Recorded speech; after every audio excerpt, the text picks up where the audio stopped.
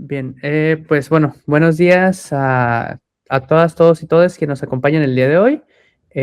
Para mí es un gusto que nos estés acompañando en esta plática que vamos a tener con Joan Marimón, quien es escritor, guionista, productor audiovisual, de cine en lo particular incluso, que nos está acompañando desde España en este caso, para los que nos acompañan desde la zona de España en este caso. Muy buenas tardes, estamos en un margen de 9 horas de diferencia, ¿no? Eh, Agradecerles evidentemente a todos los que nos están siguiendo, incluso los que nos están acompañando en la plática aquí en Meet. Sepan ustedes que la Universidad Autónoma de Baja California y la Facultad de Humanidades y Ciencias Sociales, en específico de la licenciatura en Ciencias de la Comunicación de esta unidad académica, les agradecemos su asistencia. Y la plática del día de hoy se llama Del guión a la pantalla, el montaje en la construcción del relato audiovisual, en la cual pues básicamente estaremos platicando un poquito sobre estos temas.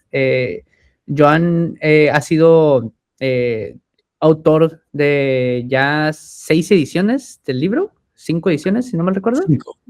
5 ediciones del libro de el montaje cinematográfico del guión a la pantalla.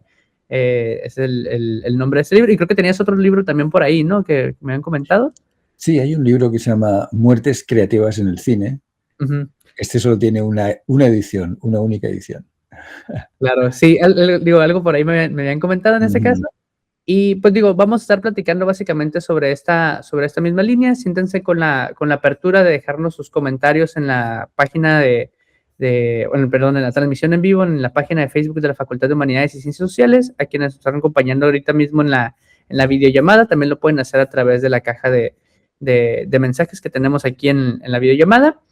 Y pues nada, Joan, te agradezco el tiempo, el espacio, y quisiera conocerte un poquito más. Platícanos un poquito qué es lo que has hecho, qué es lo que te ha llevado hacia estos rumbos de la producción audiovisual. Bueno, yo empecé jovencito de cineasta amateur en 8 milímetros y en Super 8 haciendo cortometrajes. Luego pasé a 16 milímetros, era todo esto con celuloide, analógico. Pasé a 35 haciendo todavía cortometrajes. Luego fui guionista. Cuando fui guionista me di cuenta de una de mis principales debilidades, que era la estructura. Digamos que me defendía más o menos con los diálogos, escuchando un poco cómo hablaba la gente de la calle, pero en estructura me di cuenta que no tenía una idea sólida de cómo, qué venía primero y qué venía después y qué había durante, ¿no? Entonces, bueno, ese fue el inicio de una larga trayectoria de estudio, de análisis de largometrajes. Empecé, curiosamente, por películas de juicios, porque quería saber en una película de juicios cuándo empezaban los juicios, cuánto duraban y cómo se resolvían. Eso coincidió más o menos en una época en que también empecé a dar clases en el año 91-92, o sea que llevo pues más de 30 años, ¿no? Dando clases. Y compaginé esta actividad con la actividad de cineasta. Seguí haciendo cortometrajes, algunos largometrajes. Estuve en uno de los primeros largometrajes de dibujo animado hechos en catalán. Ya sabéis que aquí en España hablamos varios idiomas. Yo estoy en Cataluña, en Barcelona, se habla catalán. Y más adelante también estuve en algunos telefilms o TV movies, películas para televisión, también un largo para cines. He de decir que para mí ha sido muy importante tener una familia que se dedica a la exhibición cinematográfica. Es decir, mi familia tiene un cine que está todavía en activo, milagrosamente, heroicamente, que lo lleva mi hermana, se llama Mercedes. Y lo que me faltaba por decir es que yo he sido proyeccionista, es decir, he estado en la cabina de proyección de ese Cine Capri, en el Prat de Llobregat, durante bastantes años, durante 10 o 15 años, 14 años más o menos, de proyeccionista. Y ahí, pues, desde ver las películas todas las veces que quería, verlas desde la cabina de proyección o incluso en la sala, piratear lo digo con todo el respeto, mis pirateos eran inocentes y me servían para los cortometrajes. piratear en analógico, que es una actividad que ya se ha perdido, obviamente. Y, en fin, nada, la mejor actividad por la que tengo mi único carnet es la de proyeccionista. Me examiné y me aprobaron. Es decir, que tengo título de proyeccionista, que es mi título más valioso. Más o menos por ahí, sí, sí, te lo puedo ampliar, pero yo creo Claro, que claro. con eso. No, está perfecto. Y de hecho, me gustaría ir como para ir abriendo también esta plática con base en lo que ahorita comentabas pues un factor importante, ¿no? O sea, el estar inmerso, digamos, en dinámicas del cine, pues te han permitido vivir el cine de una forma diferente, ¿no? Habitualmente muchos de los que empezamos como que trabajar en el formato audiovisual, y pues, ¿qué es lo que buscamos? Hacerlo audiovisual, ¿no? En este caso, digo, yo sé que mencionabas, ¿no? Trabajaste con con negativo, en este caso, negativo chico, le llamo yo. Ujú. Este, pero pues es muy diferente estar inmerso, ¿no? En este caso, digo, y también ya lo empezás a mencionar, ¿no? La parte de las estructuras, ¿no? Cuando hablamos de montaje, mucha gente pues sí se va por el lado de que, pues ya la parte final, ¿no? ¿Cómo la vamos a dar? Pero pues el montaje también se lleva desde un inicio, ¿no? La estructura que finalmente va a tener una narración, ¿no? Sí, sí, claro. Creo que debemos pensar en el montaje como criterio de montaje. Es decir, el guionista ya piensa en la película terminada y tiene en la cabeza aunque no de una manera exhaustiva, pero tiene que escribir pensando en el montaje, es decir, tiene que escribir audiovisualmente, pensando en imágenes y sonidos, ¿no? Ese criterio de montaje lo debe tener todo el equipo de producción y, desde luego, obviamente, el montador o montadora. Yo siempre me he ido encontrando a estudiantes de montaje que suelen tener un conocimiento del lenguaje por encima de la media. En general, la gente de animación, la gente de documental, la gente de montaje tienen un conocimiento del lenguaje muy elevado. Para mí el más elevado, que el de otras especialidades, más elevado que el de los guionistas, y que conste que yo lo soy. Si hiciéramos, a veces pregunto a los alumnos, ¿no? ¿Tú qué porcentaje tienes de literario y de visual, ¿no? Así a ojo? Yo mismo como guionista me atribuyo un 60% literario y preferiría 50-50 más o menos, porque es lo mejor, o sea, tener un conocimiento equilibrado de lo que es lo literario y lo visual. Incluso pienso, así, repito, a ojo y sin tener cifras, que los guionistas tienen conocimiento literario por encima del visual y los montadores, montadoras, un conocimiento más visual que literario. Repito que lo ideal es estar equilibrado, ¿no? Sí, justo, no recuerdo exactamente qué película fue y qué montajista fue en este caso, que me acuerdo que no hace mucho, te voy a hablar de hace mucho, 5 o 6 años posiblemente, de que creo que en los Oscar alguien había quedado nominado como mejor película, pero el director era un montajista de base. O sea, él sabía exactamente cómo iban los cortes, cómo iba. Entonces, sí siento que, como lo platicas, ¿no? Hay como que este lenguaje más pulido en la parte como técnica visual, que la parte, como dices tú, ¿no? O sea, a lo mejor la literaria, ¿no? Cómo expresarlo, cómo en el papel a lo mejor cambian las frases y eso, ¿no? Entonces sí considero que tiene que haber, pues, evidentemente un equilibrio, ¿no? Pero, por ejemplo, en este caso también, digo, cuando empezamos a trabajar en estas cosas, tendríamos que empezar como a ver dónde realmente se forman las historias o las películas, todas estas narrativas audiovisuales.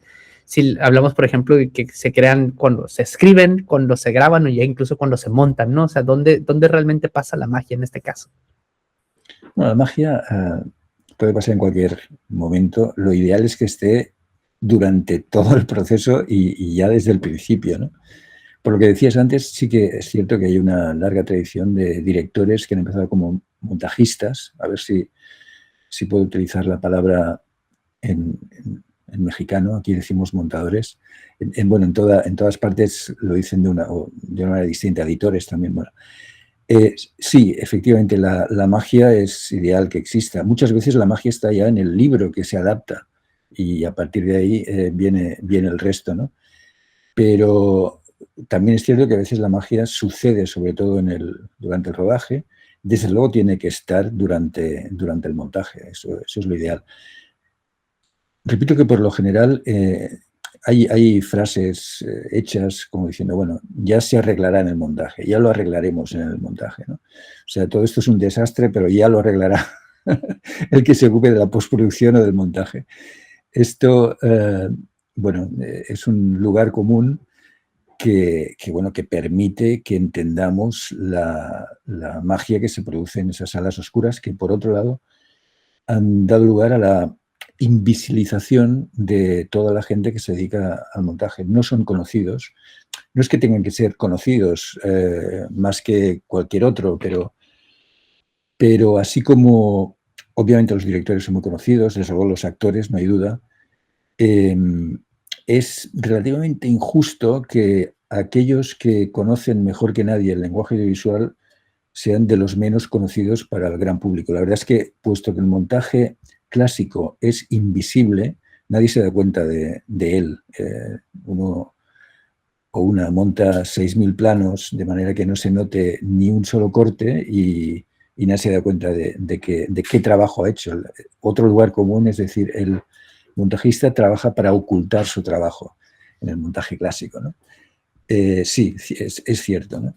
Lo que pasa es que esto da lugar a que, por ejemplo, hace 2, 3 años, no me acuerdo, en los Oscars, en la ceremonia de los Oscars, querían reducir tiempo y empezaron a quitar categorías, no de premios, pero sí de retransmisión, y quitaron cortometrajes, quitaron algo de algún asunto de producción y quitaron montaje. Lo que, bueno, me pareció una barbaridad, no solo a mí, a todo el mundo, a muchísima gente le pareció una barbaridad. Y bueno, se ha revertido la situación, pero uno de los problemas de los montajistas es su visibilización y por eso muchas asociaciones están trabajando en ese sentido, ¿no? Para que se vean los rostros de ellas y de ellos. Sí, justo, fíjate que hace no mucho, hay una, chava que se dedica a efectos especiales.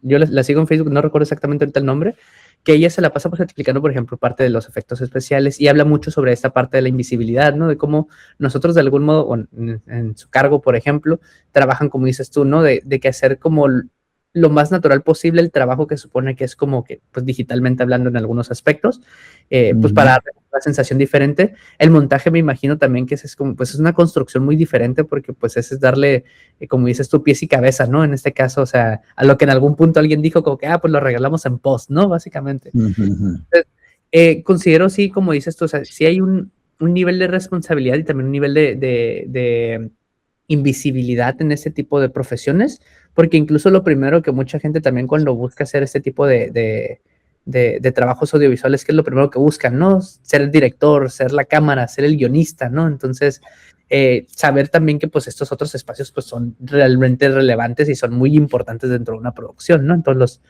los sentidos, ¿no? Entonces, ahí por ejemplo, yo también me quedo con esta línea de que, por ejemplo, también pasaría si no tuviéramos como la figura real de un montajista experimentado, capacitado, pues para poder hacer esa chamba, como dices tú, que incluso se vuelve invisible en algunos momentos, ¿no? Para hacerla sutilizar la historia. Y sobre eso, por ejemplo, me gustaría preguntarte en este caso, ¿cómo cambia la manera de ver una historia, por ejemplo, cuando has estado en tu posición, por ejemplo, que has estado en diversos roles? ¿Cómo cambia esta manera de ver las historias desde las diferentes perspectivas, ¿no? Como director, como montajista, como escritor, por ejemplo, o guionista, vaya. Incluso tú, digo, que ya has trabajado con teoría del cine a través de los libros y también pues los esquemas que también de vez en cuando compartes en tus redes, ¿no? O en el libro como tal, ¿no? O sea, ¿cómo cambia esta mirada? Bueno, sí, varias cosas. Primero, desde hace mucho tiempo, no desde ahora también, ¿no? Pero desde hace mucho tiempo existe la costumbre por parte de directores, antes de empezar la producción, de dar a leer el guión al montajista, ¿eh? Entonces, normalmente el montajista opina de manera racional y con sentido común sobre lo que se puede hacer, lo que no se puede hacer. La costumbre de rodar y montar está extendida por todas partes, aunque hay directores o producciones en las que el montajista no entra hasta el final del rodaje, pero por lo general se monta mientras se rueda, de manera que cuando uno está en una localización tiene un montaje preliminar, previo, para que antes de marcharse a otra localización sepa si tiene todo lo apropiado para poder utilizar ese material en el montaje final, ¿no? La presencia del montajista en este aspecto es esencial durante toda la producción. Ahora bien, claro, el guionista muchas veces tiene el guionista es autor de la película, sin duda, es autor.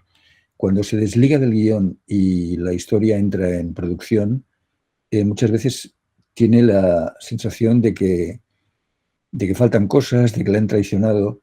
Raramente, raramente el guion, pero existen estas opciones, digamos. Raramente el guionista llega a decir, Dios mío, han mejorado mi historia. Yo no había caído en que faltaba esto, etcétera, etcétera. También está el caso de los directores que cuando empieza la producción tienen una idea muy, muy clara de lo que quieren y enseguida se dan cuenta de que aquello no va a ser lo que ellos tenían en la cabeza. Entonces, si están vinculados al montaje, puede ser que se eternicen porque aquello nunca es lo que tenían en la cabeza. O sea, nunca se ajusta a esa idea ideal, a ese ideal que tenían en la cabeza. Porque en el rodaje ocurren muchos accidentes y pequeñas catástrofes o grandes catástrofes, depende. Y es por eso que el montajista recibe todo esto, recibe todo ese material cargado de dramatismo, de lo que falta, de lo que no se hizo, de lo que ha quedado mal o de lo que ha quedado muy bien. Y tiene que equilibrar eso, habiendo leído previamente el guión, pero trabajando con lo que hay, con el material que le llega. Por eso digo que muchas veces el montajista tiene que luchar. Normalmente son personas dialogantes y fáciles de trato y tal, pero a veces tienen que dialogar con el director, con el productor, que tampoco está de acuerdo con lo que está saliendo. A veces tienen ideas muy distintas de las que tiene el director.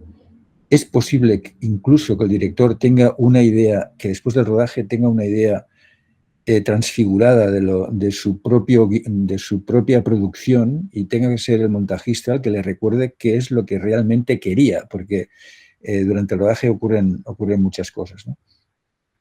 Realmente hay como códigos éticos y códigos morales para el montajista, porque de una manera creo que ideal, el montajista se debe a la película, lo mejor para la película. Pero muchas veces el director no está de acuerdo con decisiones del montajista. En segundo lugar, o sea, yo diría que en primer lugar el montajista se debe a la película, pero si no, se debe al director. Y en último lugar al productor, que es el que paga, lo cual da lugar a cuestiones en las que no se puede entrar así como así de una manera radical. Es decir, a lo mejor te van a echar de tu piso porque no pagas y el productor no te va a pagar si no haces lo que él quiere y a lo mejor lo que él quiere va en contra de la película o en contra de la idea del director. Bueno, hay una serie de visiones en las que no se puede pontificar fácilmente, no se puede establecer, como se ha querido hacer muchas veces, un código ético de decir, no, hay que hacer esto y tal. Muchas veces, claro, se cambia el director o se cambia el montajista, te llega un trabajo que ha sido ya rechazado por otros que han sido echados o se han ido porque no se hacía lo que ellos querían.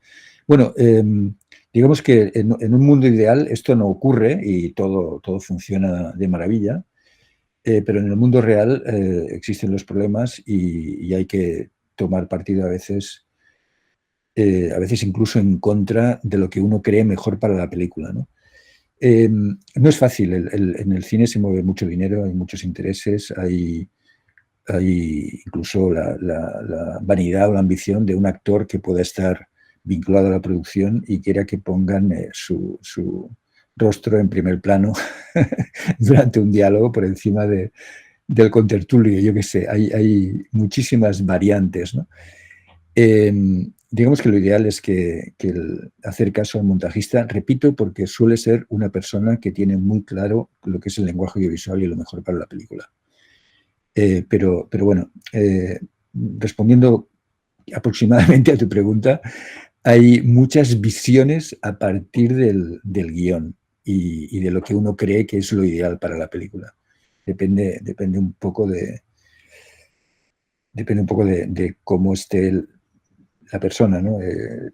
La gente que se dedica al cine son artistas y es una gente especial ya, normalmente cargada de sensibilidad, con una sensibilidad muy alta.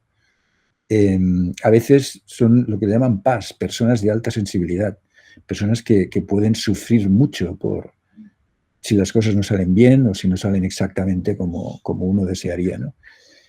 Bueno, digamos que lo mejor es no tener comportamientos agresivos ni psicopáticos y luchar en equipo por lo que parece que es lo mejor, ¿no?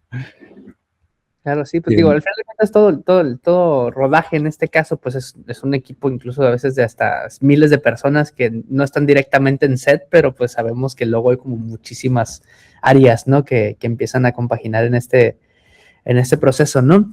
Ahorita mencionabas algo interesante de cómo se sostienen, por ejemplo, de algún modo todas estas producciones a través del guión, ¿no? O sea, yo te preguntaría en este caso, ¿qué necesita un guión para sostenerse en todos los sentidos y aparte, pues sobre todo en la parte visual, ¿no? O sea, ¿cómo se sostiene y cómo un montajista en este caso, ya explicabas de algún modo que pues puede tener como cierta injerencia, ¿no? Pero pues al final de cuentas sabemos que no es 100% su trabajo hacer como esa también como intervención, ¿no? A lo que yo como persona me gustaría hacer para una producción muy en específica, ¿no?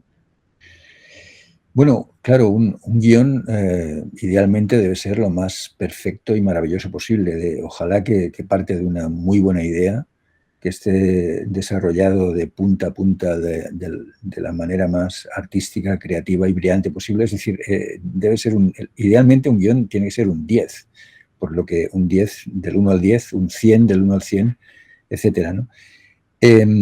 No hay límite para la creatividad que pueda esconder un guión. Obviamente depende del tipo de guión. No es lo mismo un guión de una película de género, en donde hay unas normas muy precisas para ese género, sea cual sea comedia, sea fantástico, sea thriller, sea drama, sea aventuras, que donde, repito, hay unas normas muy claras que se van repitiendo y demás, o que el guión sea de algún estilo personal muy concreto de la persona que va a dirigir, que es posiblemente sea el mismo guionista el que quien ha escrito, etcétera, ¿no? Bueno, hay tantos tipos de guiones como tú quieras, pero podríamos en general decir que están los de género y los personales y después ya si quieres los muy excéntricos o los directamente experimentales. Los que son para el gran público, para la industria, bueno, están cargados de reglas, de normas que el guionista debe conocer, debe seguir, pero bueno, marcando esa posible sorpresa, eso que nadie espera, porque si no todo tiende a parecerse demasiado a sí mismo. Es decir, ahora que estamos en la época de las plataformas, yo creo que estamos en la época, curiosamente, de los guionistas, porque las plataformas están cargadas de series que, si se compara con otras épocas del cine, la carga visual del conjunto, hay series buenísimas, no quiero decir que esto no sea así, pero en conjunto el peso de los guiones, de los giros de guión de las series actuales de las plataformas es superior a la calidad visual. Es decir, si hiciéramos, creo, no tengo el termómetro, pero si hiciéramos una exploración de cómo ha ido subiendo o bajando la calidad visual del audiovisual en general, yo diría que ha bajado la calidad visual y ha subido la calidad literaria o la calidad de giros de guión, porque al fin y al cabo las series se ven en casa con el monitor que tiene cada uno en su casa, y la atención es menor que la que tiene uno en una pantalla grande de un cine. En una pantalla grande de un cine la maravilla es superior, la magia es superior, la calidad visual suele ser superior. Bueno, digamos que respondiendo a tu pregunta, cierto que hay muy bueno, la verdad es que hay muy buen nivel de guionistas en general,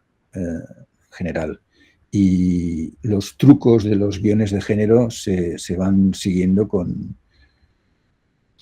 bueno, pues con acierto. La verdad es que los ganchos para crear enigmas que tienen la mayoría de series, hablo de series porque es lo que están mandando en este momento, son interesantes, son buenos, funcionan. Yo simplemente creo que lo que debería, digamos, subir de nivel en general es la calidad visual, que es lo que ha caído en los últimos decenios, por decirlo de algún modo, ¿no? Y cuidado que yo sé que en México, en concreto en México, la dirección de fotografía es importantísima y históricamente ha habido directores de fotografía muy buenos, y es un ejemplo de calidad visual, precisamente, en México, ¿no? Bueno, ojalá siga siendo así. Esa calidad visual debe estar ya sugerida en el guión, no solo en productos mexicanos, en cualquier tipo de producto, ¿no? Pero bueno, en fin, no hay límite para la creatividad en el guión. Es decir, tiene que ser lo máximo posible. Lo único que el guionista debe saber para quién trabaja, si para público de género o para público más específico, más especializado, más minoritario. Simplemente eso. Sí, claro, pues pensar en el público meta como mencionas, ¿no? Digo, también, evidentemente, uno cuando está trabajando, pues mete lo que a mí me gustaría ver, lo que a mí me gustaría escuchar, ¿no? En algunos como, no se deslinda mucho del yo hacia el público, sino también, pues al final de cuentas, uno tiene que estar satisfecho con lo que realiza, ¿no? También es otra parte bastante importante, considero yo, ¿no? En este caso, por ejemplo, también mencionabas ahorita ahí con esa parte del streaming, ahorita con todo lo de las series, yo particularmente he visto que las estéticas, hablando de lo visual incluso, como dices, sí, el guión está ya muy bien estructurado, hay muy buenos giros y todo lo que tú quieras, pero siento que visualmente nos hemos quedado en una estética muy plana, o se dejó de arriesgar como antes se buscaba arriesgar para seguir como emocionando a la gente, ¿no? O sea, que sí hay algo. Ahorita le llaman mucho aquí el look cinematográfico, ¿no? El que es básicamente como un video en flat, sin colorear, y es lo que mucha gente ya busca como estética, ¿no? O sea, también cuando tenemos altos contrastes, tonalidades y cosas por ese estilo, ¿no? O sea, ahí tú, por ejemplo, ¿qué has visto? O sea, además de eso, ¿qué te parece ahorita lo que está haciendo en el mundo audiovisual sobre estas mismas líneas? Mira, te voy a poner un ejemplo con una película mexicana como Roma, de Cuarón. O sea, si te acuerdas, Roma fue la primera película que Netflix utilizó para crear una plataforma de streaming, la de Netflix propiamente dicha, ¿no? En esos años, no sé si en 2018 o por ahí, no me acuerdo muy bien. Entonces yo primero vi Roma en pantalla pequeña. Y bueno, digo, me gustó mucho, por cierto, la tengo analizada, es una película que me gustó mucho desde el primer momento. Pero me gustó más cuando la vi después en pantalla grande. Y pensé, porque es una película, si te acuerdas, si la tienes presente, de panorámicas muy lentas, en blanco y negro, con la imagen muy cuidada, con un avión en el cielo que deja unos rastros, con una cantidad de detalles en el encuadre que cuando ves la película en pantalla grande dices, Dios mío, es como si la viera por primera vez, y eso que ya la había visto antes en la pantalla pequeña del ordenador, ¿no? Entonces, ahí eso me marcó bastante. Yo como amante del cine en salas y como operador cinematográfico siempre he sido partidario del cine en pantalla grande, ¿no? Pero eso me marcó bastante. Dije, Dios mío, uno ve una serie de calidad visual en pantalla pequeña y se pierde la mayoría de detalles. Es como, bueno, es una pequeña agresión a la calidad del producto, ¿no? Entonces, claro, yo supongo que en algún momento de la historia reciente los productores han pensado, ¿para qué vamos a trabajar la calidad visual si después se va a ver en pantalla pequeña? Es decir, vamos a hacer lo justo y ya está. Bueno, y lo que no quiere decir que no existan, y desde luego, lo repito, claro que existen muchas series en donde el paisaje o donde no los primeros planos, sino los planos generales, la calidad visual sea relevante. Bueno, es lo que tenemos en este momento. Yo no sabría decir si esto hay que combatirlo, simplemente dejarse llevar.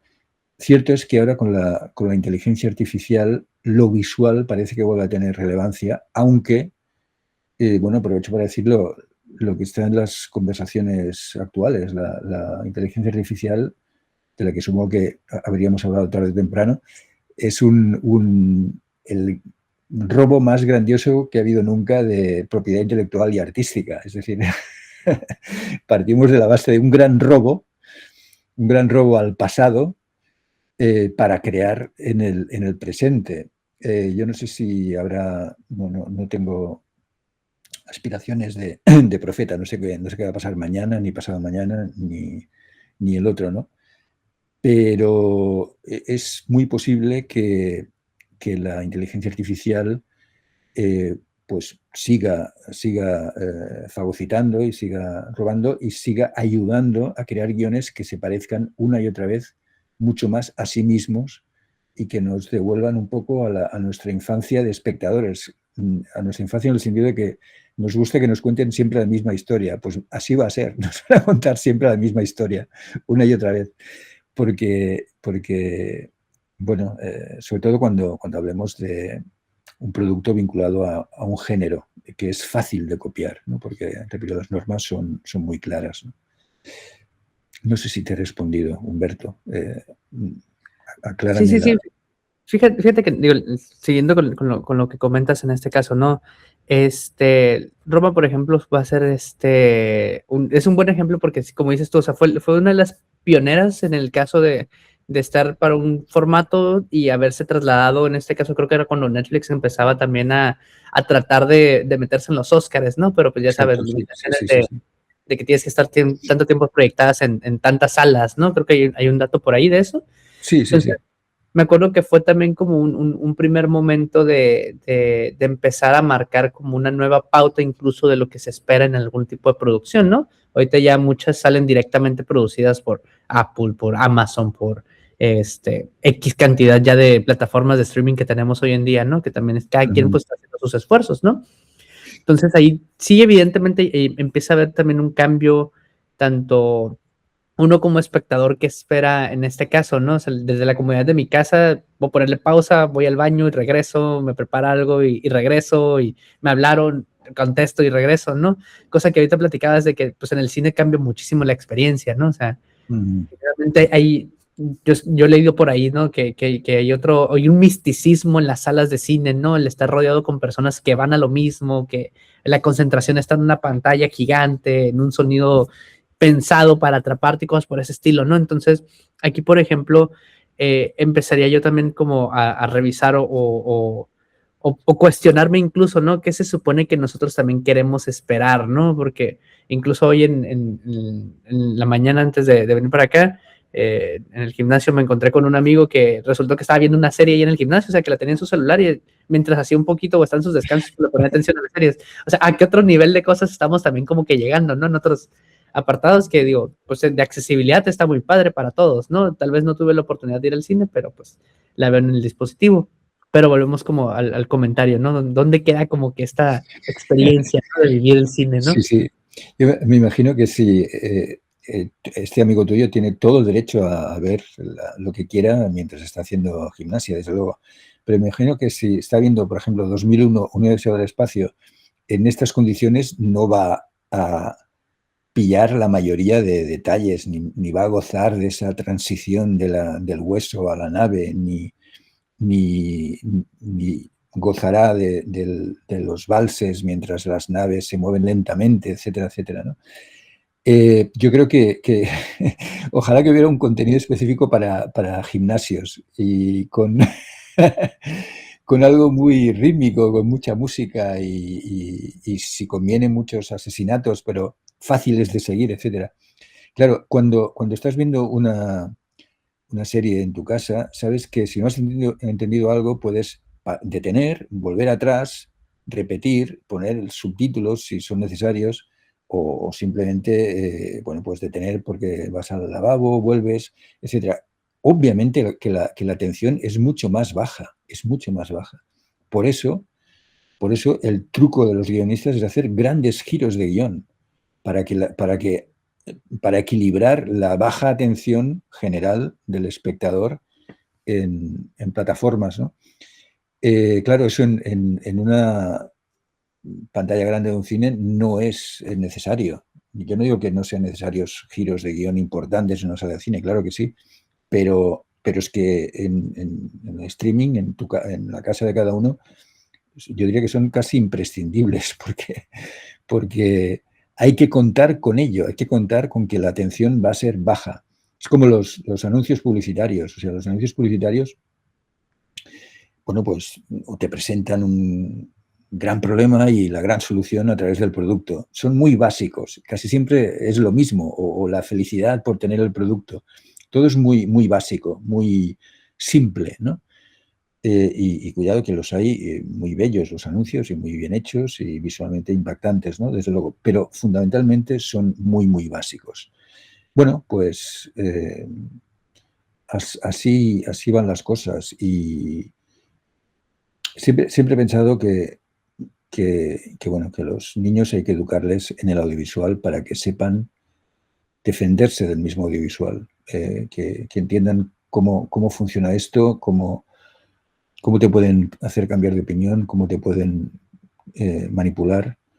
Creo que la educación audiovisual desde la infancia, creo que vamos con retraso en el mundo con la educación audiovisual desde la infancia. Desde luego aquí en México no sé exactamente cómo funciona, pero aquí en España y los lugares que conozco vamos con un tremendo retraso en este aspecto. Yo creo que en el futuro esto va a cambiar, debería cambiar. No para que la gente se dedique al audiovisual, simplemente para que conozca un poquito cómo están funcionando las cosas, porque es que cada persona al día ve horas de audiovisual y se necesita, bueno, estar mínimamente educado para saber cómo funciona esto, ¿no? Y en este momento todavía más, cuando nos cuelan cosas con inteligencia artificial en las que nos las podemos creer como si fueran reales, ¿no? Cuando pueden ser una fantasía. En fin, ahí andamos. Sí, claro, de hecho, está interesante esto que dices, porque ya es lo que te platicaba al inicio, antes de que estuviéramos en vivo. Nosotros, por ejemplo, aquí en la facultad formalmente no tenemos una licenciatura o un posgrado, por ejemplo, en cine, ¿no? O en medios audiovisuales, como en algunos otros partes sí hay, ¿no? Nosotros tenemos la licenciatura en Ciencias de la Comunicación y desde aquí se hacen muchos esfuerzos que ahorita, por ejemplo, nosotros tenemos un bloque teórico de conocimiento básico, que le digo yo, que es, por ejemplo, en la parte visual tenemos una materia que se llama lenguaje visual, ¿no? Que es empezar toda la teoría básica, por ejemplo, de la imagen en movimiento, formatos, estéticas, narrativas, o sea, empezamos como que a ver y poco a poco sí tenemos como algunas materias que empiezan como a compaginar directamente o ya están 100% dentro del cine, ¿no? O sea, una parte, por ejemplo, de guionismo, dirección de cine, narrativas cinematográficas o cosas como por este mismo estilo, ¿no? Considero también que si, como dices tú, o sea, estar educados también pues funciona pues para digerir estos contenidos, como dices tú ahorita con la inteligencia artificial, pues para saber identificarlos de una mejor manera, ¿no? Pero en este caso, por ejemplo, y te lo preguntaría incluso también desde los roles que has estado, o sea, ¿tú crees que el que estés tan formado, digamos, en estas áreas te permite disfrutar de una manera diferente que un público general? Lo que son como, por ejemplo, películas, algo por el estilo, o consideras que aún así sigue siendo, porque yo, por ejemplo, cuando voy al cine me pongo las gafas de básicamente espectador y trato como que lo menos de mi formación influya, ¿no? Ya una segunda, tercera vuelta, pues ya ahí sí me voy un poquito más analizo el guión, analizo lo visual y cosas por el estilo, ¿no? ¿A ti cómo te va en este caso? Pues No, ya... yo hago lo mismo que tú. Lo mismo que tú. Me olvido de quién soy y voy a ver la película con ojos inocentes, a disfrutarla, a ser posible, a disfrutarla. Y solo si me ha gustado o me ha interesado, entonces en una repetición, en un nuevo visionado, empiezo con la parte analítica, con la parte de análisis. Pero sí, me olvido totalmente de mi, llamémosle la condición de analista o de conocedor. Y lo digo con humildad, porque nunca se llega a conocer totalmente nada, ¿no? Y hay que estar en formación permanente. Pero sí, respondiendo a lo que tú dices, sí, me olvido de todo y voy a... Sobre todo cuando estoy en una sala de cine, creo que empatizo con la gente que está allí, es decir, me convierto en uno de ellos. Soy un espectador de mi pueblo. Mi- o sea, yo he nacido en un pueblo, en el Prat de Llobregat, que es donde está el cine, donde fui operador, un cine fundado por mi padre. Mi abuelo ya fundó un cine. Y, y digamos que en mi infancia los cines estaban llenísimos de gente. Y la gente disfrutaba como una sola persona. Bueno, a veces ocurre esto también todavía, sobre todo en festivales. En festivales a veces la sala está llena a rebosar, no hay entradas. Esto me devuelve un poco a la sensación de la infancia, ¿no? Todos esperando pasarlo bien como una sola persona, ¿no? Es una maravilla. Esto, la verdad es que no creo que se vaya a perder fácilmente esto. Aunque van cerrando cines, me imagino que esto también en México ocurre.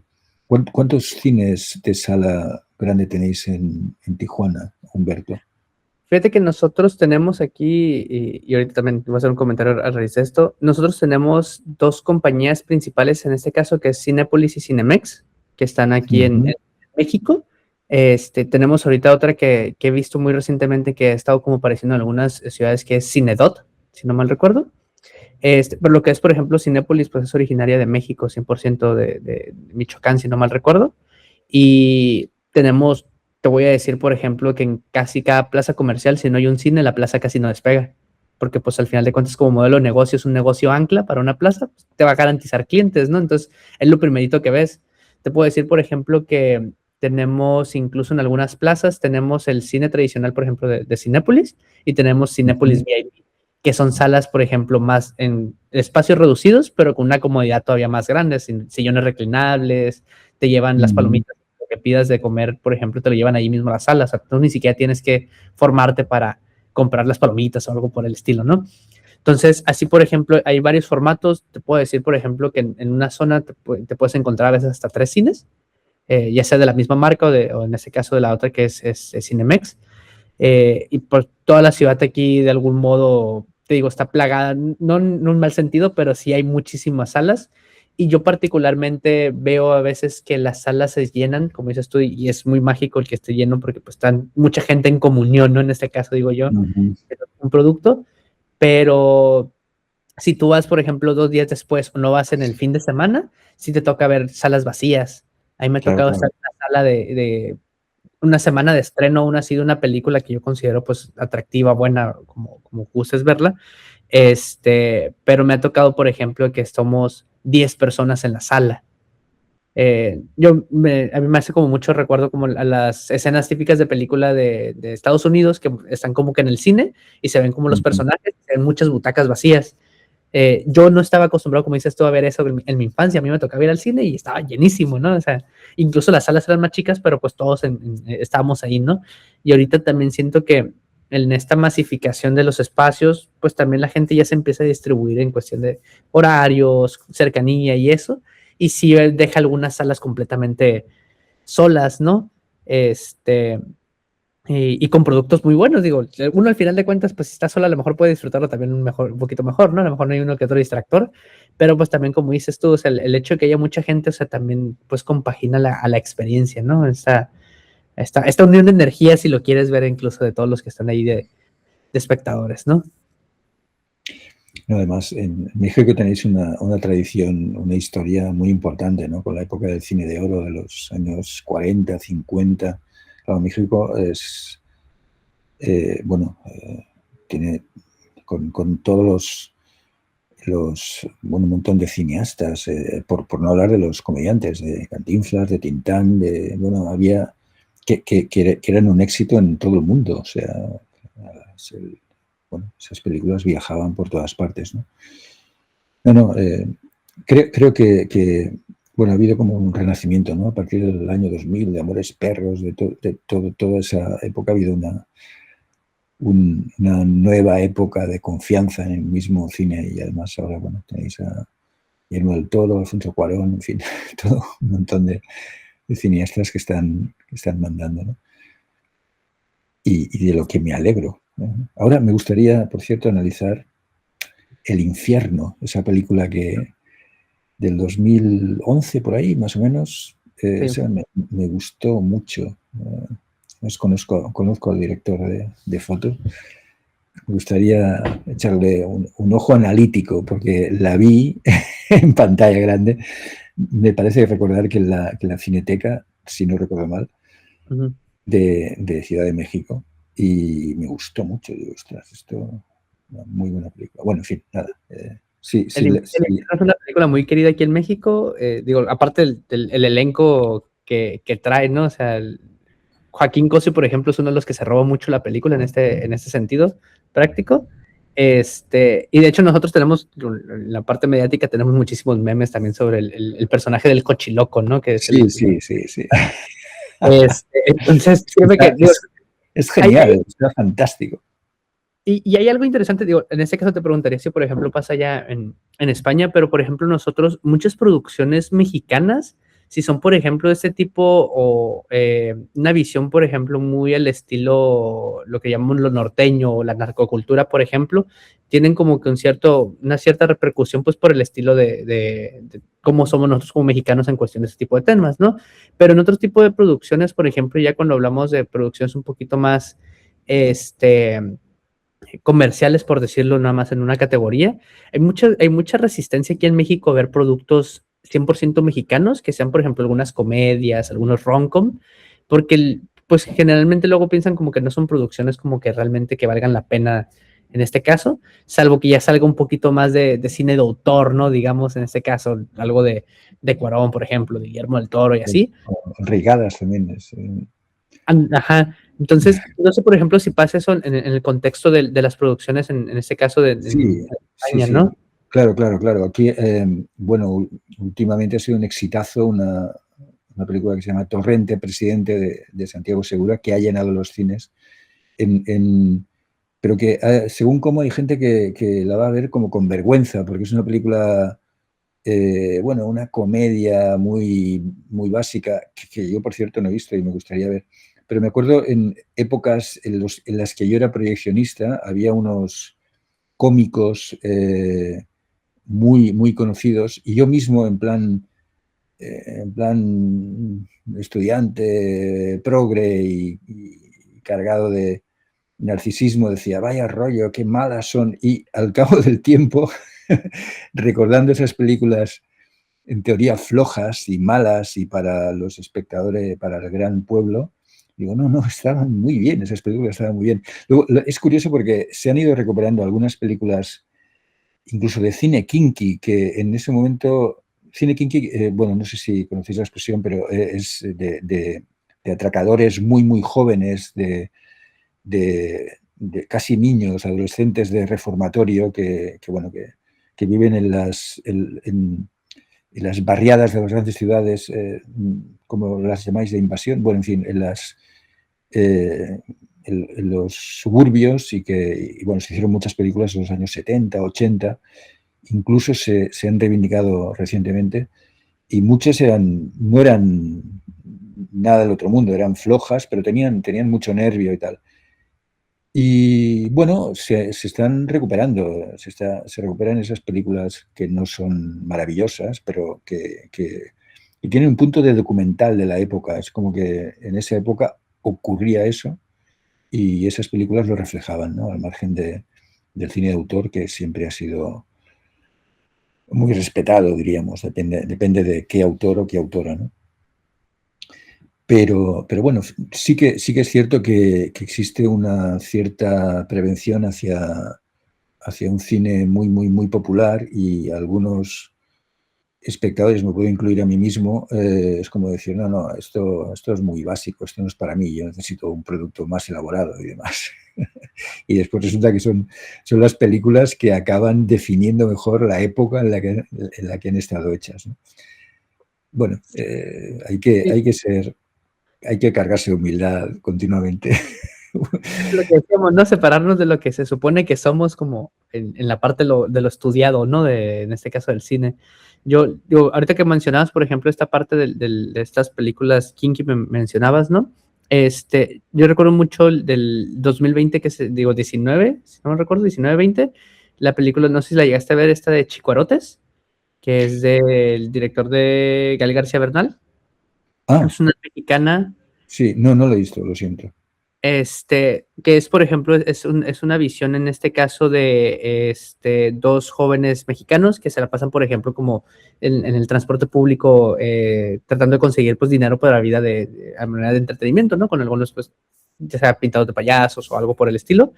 Y el giro de trama se va, pues, básicamente que en un punto ya dicen, ¿sabes qué? Pues llamarte, y empiezan a hacer, por ejemplo, un poco de violencia en este caso, pues, para obtener un poquito más de recursos o cosas por ese estilo. Digo, más o menos generalizando un poquito la película, ¿no? Entonces, ahorita con lo que dices tú, o sea, cómo incluso esta parte de las realidades a veces que técnicamente compaginan con lo que unos realmente sí viven, y otros incluso de una mirada un poquito más privilegiada, pues juzgan, ¿no? Incluso en el cine considero, ya hablando como de las categorizaciones, ¿no? O sea, como la soberbia intelectual de muchos, hay veces como que yo cómo voy a permitir ver ese tipo de películas, ¿no? O sea, incluso ya como categorizarlas a otro, a otra fachada, o esta soberbia yo hace poquito me encontré con una sitcom que estoy viendo en mi casa, de un comentario de que, es que es cine de arte, no sé, holandés, francés, cualquier país que tú quieras poner, al menos a nosotros, pues son ciudades, países muy lejanos. Yo sé que en Europa están relativamente un poquito más inmersos en estas dinámicas, pero por ejemplo en este lado en nuestro continente, incluso de nuestro lado en el Pacífico, pues sí se mantiene como que, es que es un cine muy experimental, un cine muy de autor, un cine como para conocedores realmente de estas dinámicas, ¿no? Entonces, son cuestiones ahí que cada persona, pues evidentemente hay que revisar en lo personal o individual, ¿no? Y eso va a dar un poquito más para más cosas. Quisiera atraer un poquito, incluso ahorita en este momento, la plática a lo que platicamos, que es lo central en este caso, que es sobre el montaje, si te parece bien. Sí, sí, perfecto. Digo, esto, créeme que nos va a dar para más. Va a estar obligado básicamente a regresar ya sea incluso presencial, a seguir platicando de este tipo de temas, ¿no? Ojalá, Entonces, sí. en algún momento lo cuadramos bien. En este caso de lo específico, por ejemplo, ya hablando del montaje, ¿qué nos puedes platicar en este caso de cómo empezar a realizar cómo empezar a ser montajistas incluso? O sea, ¿qué es lo que uno necesita? ¿Qué necesita formarse? ¿Qué es lo mínimo viable, digamos, para poder uno decir, ¿sabes qué? Ya me puedo empezar a considerar un montajista en este caso.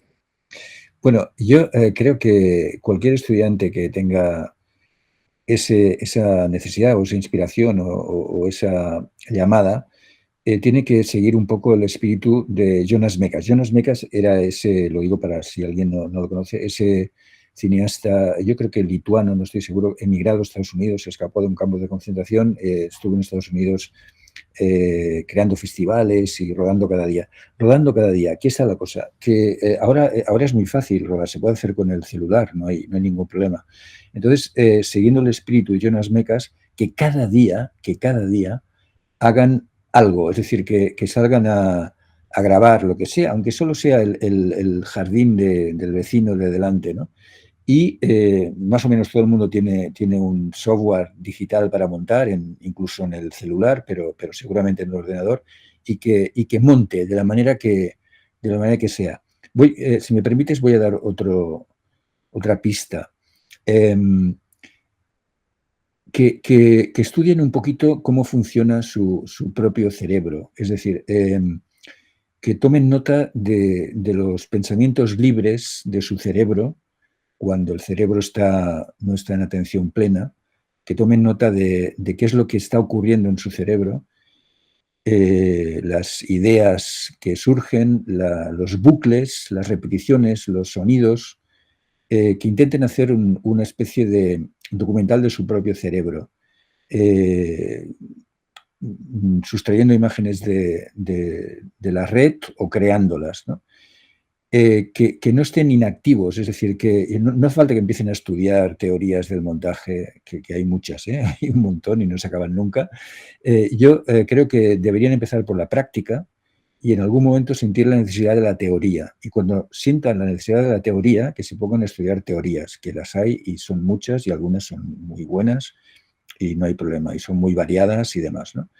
Pero mi consejo primordial sería que no se estuvieran inactivos, es decir, que cada día de su vida, hasta que no estén trabajando profesionalmente, estén activos grabando o grabando, editando las dos cosas.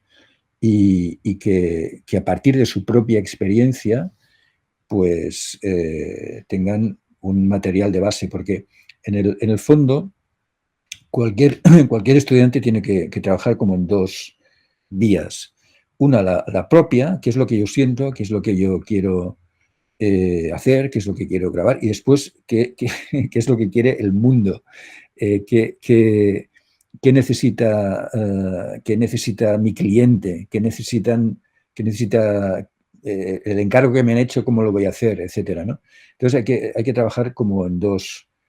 Hay que regar dos plantas, la planta propia, y hay que regarla cada día para que crezca, y la planta del audiovisual en general, de lo que se pide, de lo que se hace, de lo que se necesita, etcétera. Pero yo no olvidaría nunca la planta propia.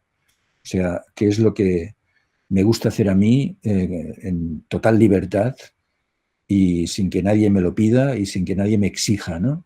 Independientemente de que después lo vea mucha gente o no lo vea nadie. Si lo ve mucha gente, si lo ven mis amigos, si lo ve mi familia, si lo ve quien sea, pues perfecto, ¿no? Pero si no lo ve nadie tampoco pasa nada, es decir, es para la propia formación. Yo creo que la cosa puede ir por ahí, es decir, de entrada no tener miedo, ponerse a hacer cosas, no tener miedo, ni precauciones para nada, es decir, que salgan no hace falta salir de la habitación en este momento. En la habitación de cada uno puede estar la maravilla y la magia. O sea, no hace falta salir a la calle ni grabar una manifestación sindical ni nada. O sea, depende, que cada uno se busque la vida de lo que quiere hacer, pero que no esté inactivo y que no tenga miedo y que sea sincero y que sea todo lo valiente que se pueda ser. Y después, claro, entrar en una escuela es positivo por dos razones. Primero, porque se aprende, efectivamente se aprende. Y segundo, se crea un grupo de amigos, amigas, se crea un grupo de trabajo. Entonces, casi es tan importante lo uno como lo otro. Crear un grupo de trabajo con el que hacer cosas, ¿no? Hay que ir a clases y hay que hacer las prácticas y hay que tener un grupo de trabajo común con el que no solo se trabaja para hacer los cortos, sino que se puede ir al cine o se puede comentar la serie correspondiente o se puede hacer el documental, lo que sea, ¿no? Bueno, en cualquier caso no hay que estar inactivo, no hay que esperar a que sucedan las cosas, sino provocarlas, ¿no? Claro, sí, digo, comentas, o sea, el hacer, ¿no? O sea, desde ahí, digo, nuestro apartado en general es muy el que tengamos que estar haciendo y moviéndonos, ¿no? O sea, no solamente como que aprendiendo, como dices tú, o sea, solamente en la escuela, sino que, o sea, sí, eso, ¿no? O sea, que nos estemos moviendo, que estemos en constante prueba y error, ¿no? Prueba y error, prueba y error. Creo que lo mencionabas al inicio de la plática, o sea, al final de cuentas uno nunca termina como de aprender en este oficio. O sea, siempre salen nuevas técnicas, nuevas metodologías, nuevos procesos. La IA en este caso, quién sabe cómo digo, ahorita todos estamos con de tanto el copyright como los trabajos, por ejemplo, de los animadores, incluso en algunos apartados, pero sabemos que también como en su momento el internet, ¿no? O sea, el internet fue un boom que mucha gente satanizaba de algún modo y así, y hoy en día es Ujú, lo que más utilizamos en nuestra vida cotidiana, ¿no? Entonces, en algún punto tal vez cambiará para bien o tal vez lo sepamos aprovechar pues, en otro aspecto más fundamental, ¿no? Pero sí ujú, considero que el hacer, como dices tú, es lo que tendríamos que estar buscando, ¿no? Hacer, hacer, hacer, hacer. Y en algún punto, a lo mejor, como dices tú, o sea, empieza a generar estas relaciones y empieza a generar contactos, ¿no? O sea, también que es, ujú. este mundo es muy importante luego de conocer gente y que te conozcan, por ejemplo, sobre todo con un buen trabajo, en el sentido de que, pues, evidentemente, luego se busca los talentos reales para, pues, generar productos maravillosos, ¿no? En este mundo tan especial, ¿no? Ujú. Eh, Hablando, por ejemplo, en cuestión, en este caso, de lo que platicamos entre tus haceres y eso, ¿qué consideras tú, por ejemplo, que es lo que un montajista debe tener siempre en cuenta al momento ya de hacer el oficio, ¿no? O sea, al momento de revisar escenas, dónde cortar, dónde no cortar, qué intención estamos buscando, la estructura narrativa, no sé, cosas por ese estilo. ¿Tú qué consideras que es lo importante de tener en cuenta al momento de hacer la chamba? Bueno, hay muchas opciones. Por un lado, yo confío tanto en la intuición de los montajistas que muchas veces creo que no hace falta seguir ninguna teoría especial, es decir, simplemente dejar que trabajen desde su propia intuición y lo que les dicta su mente en ese momento para encontrar cada punto de corte. Obviamente, a ver, si me permites, hago una marcha atrás en el tiempo y vuelvo al presente. Es decir, hay una microestructura clásica que nos viene desde muy antiguo, desde los neandertales y los Homo sapiens, desde las pinturas rupestres y tal. Es decir, los que descubrieron que lo que nos gusta es la progresión hacia un momento climático y la magia, lo fantástico del momento climático y después el, el anticlímax, diríamos, ¿no? Es decir, todo este proceso de crecimiento de interés hasta un punto muy alto, hasta el punto más alto y después, bueno, las consecuencias. Entonces, eh, esta microestructura que debería estar ya en el guión anunciada, bueno, se va trasladando hasta que llega al momento del montaje. El montajista puede aplicar ese, llamémosle, motivo neandertal, si me permites la broma, porque en el fondo somos herederos de los neandertales y de los Homo sapiens, tampoco hay que escandalizarse por eso, ¿no? Si sabe aplicar ese viejo deseo de llegar al clímax, de ir llegando al clímax y que cada vez sean más altos los momentos climáticos, pues conseguirá una película clásica, conseguirá una película clásica al estilo pues de lo que, yo qué sé, de Titanic o de Senderos de Gloria o de lo que usted quiera, ¿no? Eh, este conocimiento de lo que es el, el microrelato o la microestructura lo puede tener cualquier estudiante ya, mmm, lo puede tener en la cabeza, no hace falta que se lo, que lo aprenda más adelante en la escuela, simplemente se trata de sacar eso. Después, obviamente, hay un montón de detalles, como si ese montaje en el que está trabajando es invisible o hay momentos de montaje visible. Históricamente hablando, el montaje visible ha existido en muchos instantes de la historia, pero sobre todo estalla en los años 60 y llega hasta con los nuevos cines de los años 60 y llega hasta el presente. Y en el presente está incorporado en, en, en todas las partes y todos los formatos que se quiera, aunque sigue predominando el invisible. Bueno, esos detalles de cuándo aplicar el tipo de montaje, es decir, cuándo hacer el corte, cuándo sorprender, cuándo hacerlo más o menos visible, todo esto, bueno, esto depende de la habilidad del montajista, ¿no? Eh, Repito, esto, cada género tiene sus normas, cada película tiene sus normas, incluso cada secuencia puede tener sus normas, ¿no? Un diálogo bien montado no es fácil. Estoy seguro de que una inteligencia artificial, una IA, puede hacer un diálogo, pero y más o menos puede funcionar, pero me cuesta mucho creer que lo pueda hacer tan maravillosamente bien como puede hacer un montajista, ¿no? En qué momento entra el plano de reacción, en qué momento introducir un inserto.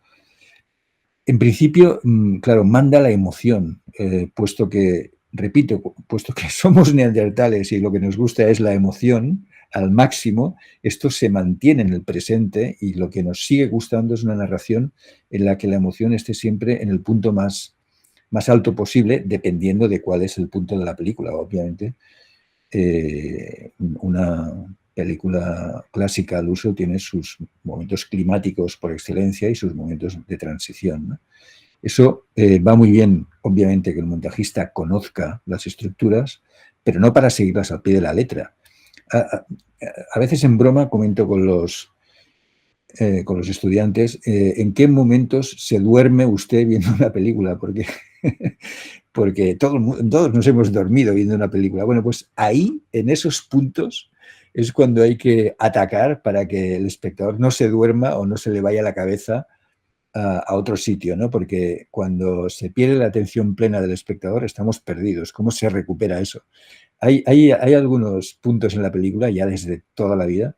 El punto medio, por ejemplo, el punto medio de un largometraje clásico está para recuperar al espectador si es que se había perdido, ¿no?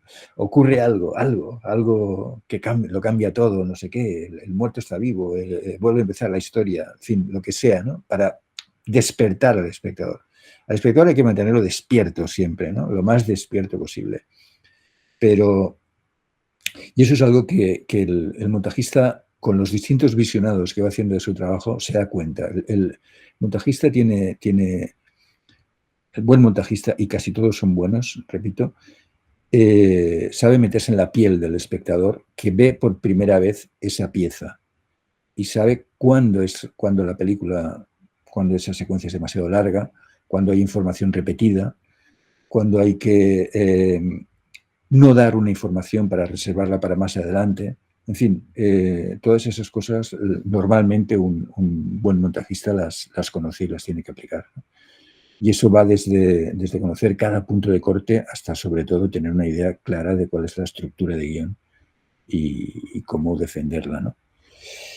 Hay, claro, para ser más concreto tendríamos que ir a ejemplos determinados, ¿no? Es decir, en tal película, pues la cosa funciona así o así, o en tal...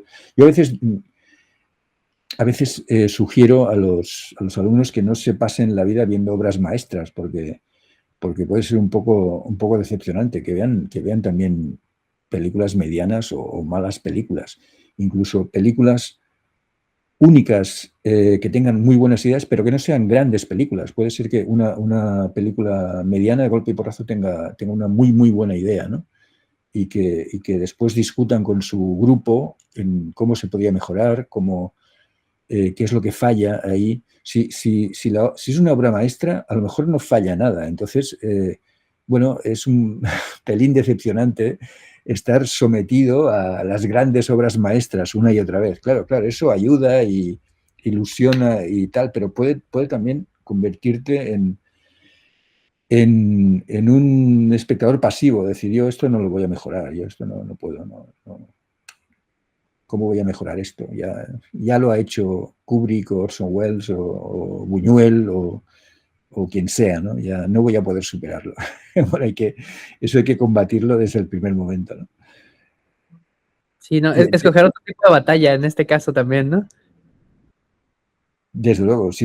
Es como que ver audiovisual malo es saludable. Yo creo que hay que darse algún baño de vez en cuando de cosas medianas o malas para decir, vaya, yo esto lo voy a superar. Aquí han fallado en tantos sitios, no voy a cometer esos errores, ¿no? Claro, sí, y fíjate, digo, ahorita dos cosas que mencionabas, ¿no?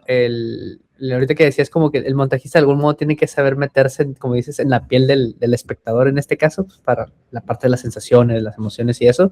A mí me recuerda mucho la producción esta de la Sociedad de la Nieve. Del, este, Conozco a los autores. ahí habría que revisar algunas cosillas para poderlos traer también a alguna plática o algo por este estilo. Pero a lo que voy particularmente con la película, yo recuerdo el comentario que le hice a mi pareja, pues la estábamos viendo en ese caso en Netflix, ¿no? Creo que estaba. Le digo que genuinamente, digo, desde mi conocimiento y eso, pues yo sabía que la película podía estar muy bien construida, visualmente hablando y todo muy bien, ¿no? Pero le digo que había algo en particular que me hacía sentir ese frío que ellos tenían, o sea, sentía como yo estaba en la sala de mi casa, bien a gusto, arropado, lo que tú quieras, comiendo, no sé, tomando un chocolate caliente, lo que haya sido, pero aún así me sentía con el frío, sentía la tensión, sentía la desesperación de lo que ellos posiblemente, digo, al ser una película, pues estamos recreando algo que posiblemente pasaron, ¿no?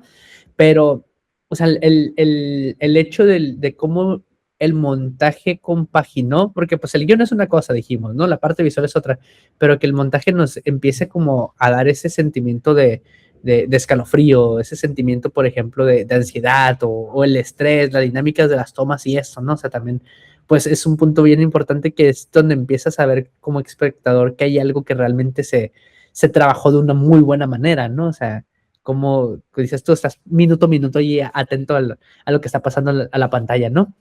Sí, sí. Conozco al J.A. Bayona. Fue alumno mío, por cierto. Y a Jaume Martí, que es el montajista, que es muy bueno. Y sí, sí, bueno, la he visto, la vi en un festival, la película. Y por pura casualidad, al día siguiente, me senté en una silla y al lado tenía a Bayona.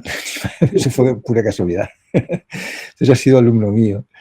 Yo sé que no le puedo decir, es maravilloso, todo está, es fantástico y tal. Lo que él quiere es que le digas por dónde falla y por dónde no funciona y tal. Si no, no le gusta esa rendición absoluta a su arte. Es un artista muy exigente, ¿no? Claro. Y sí, bueno, le comenté dos o tres cosillas que me parecieron, no que me parecieran mal, sino que me parecía que existía otra opción para ello.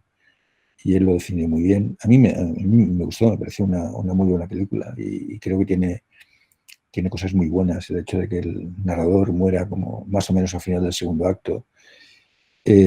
Bueno, tiene un montón de cosas muy bellas. Me acuerdo mucho de la secuencia en la que oyen la radio empieza a funcionar y oyen la noticia de que van a dejar de buscarles.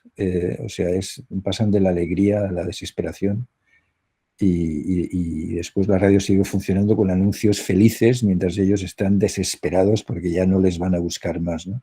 Está muy bien, hay cosas muy, muy, muy buenas en esa película. Y aparte el frío que dices tú, sí, sí, desde luego. Y justo ahí la experiencia propia en este caso, ¿no? Lo otro que te iba a comentar ahorita de los comentarios que te quería hacer en este caso, hablabas, por ejemplo, de cómo buscar estos puntos o entretener a los espectadores con algún, por ejemplo, remate o golpe narrativo, digamos, en este caso, ¿no? Pero, por ejemplo, ¿qué pasa por la otra parte, ¿no? ¿Cómo es el hecho de marcar pausas, silencios, o sea, crear otras experiencias que dices tú, en este caso pudieran ser a lo mejor contradictorias a lo que estamos platicando, de mantener al espectador, pero como también son importantes pues para que digamos, haya como yo le llamo como un reseteo, ¿no? De que pasó esto, me dejan un silencio, me dejan un suspense, y sigo con esa ansiedad o necesidad de saber más, ¿no? O sea, ¿qué por ahí hay de eso? ¿Qué me puedes platicar de tu experiencia? No, claro, es que depende de cada caso. Claro, crear un silencio prolongado, un momento de pausa, puede ser tan bello, puede ser poético, puede ser absolutamente conveniente. Depende nuevamente del género. Es decir, si tú has creado un gancho previo y te puedes permitir pausas, porque sabes que el espectador va a seguir viendo eso y va a seguir con la narración, y puede ser que ese silencio prolongado o esa incluso inacción sea emocionante en sí misma, ¿no? Hace muy poco vi una película de atracos, estoy viendo películas de atracos últimamente. Hay un atraco, una película llamada Rififi, una película francesa. Con media hora, el atraco dura media hora y está totalmente en silencio, totalmente en silencio. Solo los efectos de sonido, no hay música ni nada, ¿no? Me pareció muy valiente en su momento, es de 1955, y marcó mucho el tipo de películas de ese momento, teniendo en cuenta que ya venía una tradición con La jungla de asfalto y anteriores. Pero sí, uno puede ir como a la contra de lo que es lo habitual y precisamente por ir a la contra es ser más emocionante, ser mejor, ser más bello, ser más poético. Si uno puede alcanzar lo que podemos llamar como lo poético, místico en una película comercial, es como que está tocando el cielo. Hay una, ya sabes, hay una etapa visualmente altísima, que es la del cine llamado mudo, que en realidad no fue nunca mudo, pero el cine antes del sonoro, que tiene una calidad visual extraordinaria y un nivel poético muy alto. Bueno, hay los cineastas que se formaron en esa época y pasaron al sonido y algunos de ellos supieron utilizar muy bien el sonido. Hablo de Hitchcock, de Fritz Lang y de muchos otros. Todos los que se formaron en el mudo, cuando pasaron, todos no, muchos no, pero muchos abandonaron. Como decir, esto no me interesa, o sea, contar las historias por los diálogos es una vulgaridad. Y es verdad, tenían razón. Pero otros supieron aprovechar eso y saber aprovechar el silencio. Hay una frase de Robert Bresson, el director francés, que dice, con el sonoro llegó el silencio. Es decir, que es muy bonita, ¿no? En las salas de cine mudo había mucho ruido, estaban los músicos, estaba el narrador que comentaba, estaba, qué sé yo, había un follón importante. Entonces, cuando llega el sonido, es cuando puedes hacer momentos de silencio total en la sala y son momentos que pueden ser muy emocionantes, momentos nuevos para el cine, ¿no? Gracias a que había sonido. Con el sonido llegó el silencio. En fin, sí, claro, normalmente las películas, toda la gente que se dedica al sonido también suele ser muy buena. Muchas veces la película se sostiene por la calidad del sonido. Y la calidad del sonido, claro, incluye el silencio. El silencio no es silencio total, siempre es ruidos muy lejanos, el silencio total te vuelve loco, me parece, dicen los expertos, ¿no? Es que como el cerebro se descompensa. Y ahí que, aunque no sea silencio total, sino un silencio parcial, el cerebro, recibe eso con una atención mayor, incluso que cuando hay música o diálogos, ¿no? Sí, justo me recuerda mucho la película la de Whiplash, en este caso, digo, el 100% la película pues está estructurada hacia lo sonoro en este caso. Muy bien montada, además. Ajá, pues ganó mejor montaje, ¿no? En los Oscars, si no mal recuerdo. Ganó el Oscar a mejor montaje, si no recuerdo mal. Sí. Yo particularmente utilizo, por ejemplo, mucho el último, el epílogo en este caso, digámosle, que es básicamente cuando ya está tocando la última pieza, que ya se pone pues más con este caso, y que es la conexión entre él y ahí se me olvidó el nombre de este actor. Sí, bueno, el que con el que he estado peleado durante toda la película, ese agresivo director de orquesta, vaya. Sí, claro. Entonces, digo, me acuerdo mucho en específico que después la música, todos los arreglos y eso, y llega un punto que empieza a sentirse una tensión y la música es lo que pasa como un segundo plano y se vuelve a ese fade del sonido como muy, pues al silencio, ¿no? Pues para marcar la atención, y empieza por esa parte más visual, ¿no? De ver detalles, aspectos y esto, ¿no? Entonces, el también que haya esas decisiones en una película, por ejemplo, que se supone que está basada en esta narrativa de que lo sonoro es lo importante, o la historia va girando en lo sonoro, pues también es muy arriesgado, ¿no? Si ya le estás aventando mucha información al espectador, pues ya sabrán, ¿no? O sea, qué es lo que pudiera hacer este, aquí un poquito en este caso, ¿no? Eh, bueno, vamos sobre el tiempo, estamos muy bien. Ahorita nos están dejando algunos comentarios. Igual si quieren ir dejando sus preguntas en la caja, ahorita les damos un poquito de respuesta. Yo quisiera nada más continuar en esta parte, nada más para ir como generalizando un poquito más el bloque en la parte del montaje, ¿no? En este caso, por ejemplo, hay una diferencia entre que una película desde el montaje se entienda y que se sienta, ¿no? Como lo que ahorita estamos platicando. ¿Qué me puedes contar un poquito de eso? O sea, lo que decíamos, ¿no? O sea, hay un público, hay alguien a quien rendirle cuentas y es indispensable, pues sí, que una película pueda ser digerida por todos, ¿no? Pero pues que llegue como que a conectar y a sentir, o sea, ¿qué ves tú por ahí en Bueno, yo creo que es más importante que se sienta, porque hay casos en los que los hay, en los que no se entiende mucho la película o no estás siguiendo mucho la película, pero te está gustando tanto por la manera como está hecha que no te importa. Es decir, yo como espectador lo he vivido con algunas películas de David Lynch, de Tarkovsky. Eh, cuando yo era un niño, yo no entendía nada de lo que estaba pasando, pero me gustaba mucho. Y no entendía nada. Entonces, me gustaba tanto el cine y sé que esto le ha pasado a mucha más gente y, por cierto, le ha pasado a François Truffaut, que lo cuenta en algunas memorias. Dice, yo no entendía, eso lo dice Truffaut, dice, yo no entendía nada de nada. O sea, me gustaba tantísimo el cine que no me enteraba de nada. Y tenía que ver la película 4, 5, 6 veces para empezar a entender de qué iba la cosa. Por tanto, yo creo que este sentimiento de la emoción por el simple hecho de la belleza, del contrapunto de imágenes y sonidos, de estar en la sala con gente, de disfrutar, a veces ni siquiera es importante que se entienda. Muchas veces, aún en el presente, estoy viendo películas laberínticas de guión en las que me desprendo un poquito del argumento y a veces me gusta simplemente ver cómo va transcurriendo la historia y digo, bueno, no pasa nada, me está gustando, en el caso de que me gusten, si no, pues abandono, ¿no?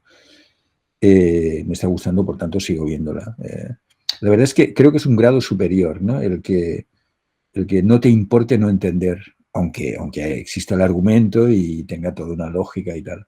Es decir, que me inclino por la posible belleza de la magia del cine por sí mismo, ¿no?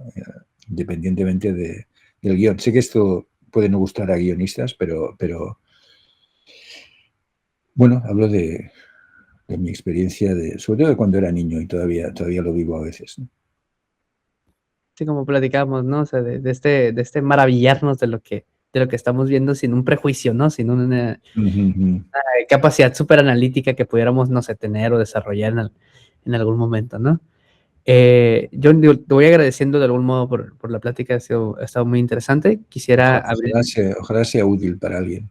Sí, no, definitivamente, digo, de aquí pues, se pueden rescatar muchísimas cosas. En este momento me gustaría empezar a abrir el espacio de preguntas, si bien te parece también. Sí, sí, Eh, claro. Sí. Ahorita lo que es Mario, que nos está acompañando aquí en la llamada, dice que tenía alguna pregunta. ¿Cómo consideras que el paradigma de consumo... A ver, ¿cómo acaba la pregunta? A ver. Dice, ¿cómo consideras que el paradigma de consumo audiovisual del gran público, particularmente en redes sociales, está moldeando las estrategias editoriales de la narración cinematográfica?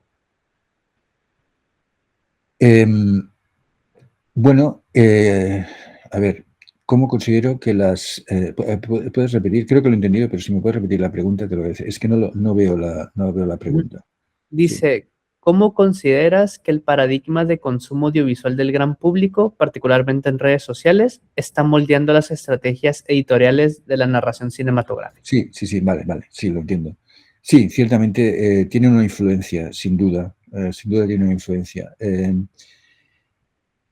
Tiene una influencia en determinados géneros, tales como la comedia, incluso el drama o el terror. Claro que tiene una influencia, pero pero todo tiene una influencia en general. Es decir, el ser humano va cambiando constantemente. Estamos en un momento de cambio radical de paradigma por las redes sociales, por la inteligencia artificial. Y claro, todo es como que se nos viene encima y el audiovisual tiene que reaccionar. Pero ¿cómo considero que es la influencia? Es una gran influencia. Es decir, continuamente guionistas, productores, directores se tienen que ir fundamentalmente a remolque del cambio sustancial que se está produciendo en el mundo. O bien vas a remolque y respondes con productos que integren lo que está ocurriendo, o bien corres el riesgo de perder un poquito el tren, ¿no? Pero sí, claro que es que durante mucho tiempo las cosas han evolucionado lentamente, nunca han estado estancadas, nunca, pero han evolucionado lentamente. Yo creo que en este momento evolucionan bastante más rápido que en otras épocas, en este momento, es decir, desde los años 2010, 15, 20 en el presente, las cosas están cambiando muy rápido.